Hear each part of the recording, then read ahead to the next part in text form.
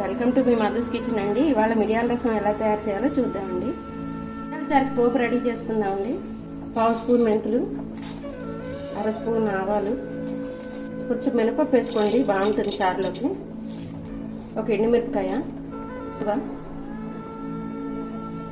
ఇంగువ, పోపు వేగిపోయిందండి. కరివేపాకు, ఒక టమాటా ముక్కలు, గ్లాసులు నీళ్ళు పోస్తున్నాను. 2 గ్లాసులు నీళ్ళు పోసానండి. దగ్గర 1/2 లీటరు. ఇది మిరియాల చారు కదండి, మిరియాల పౌడర్ వేసుకుందాము. మిరియాలు, ఈ మాత్రం చింతపండు రసం తీసుకుని వేసుకోవాలండి. మిరియాల చారుకు చాలా టేస్ట్గా ఉంటుంది. ఇలా వేసినా పర్లేదు, ఎందుకంటే దీనికి ఉప్పు కాబట్టి విడదు. లేదంటే రసం తీసుకునైనా వేసుకోవచ్చు.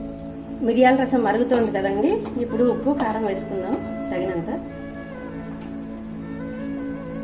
రసం బాగా మరుగుతోంది కదండి. ఈ మిరియాల రసంలో పౌడర్ వేసిన దగ్గర నుంచి విపరీతంగా వస్తుందండి వాసన. భలే టేస్ట్గా ఉంటుంది. జలుబు దగ్గులు అన్నీ కూడా పోతాయి. ఇప్పుడు చింతపండు రసం వేసుకుందామండి.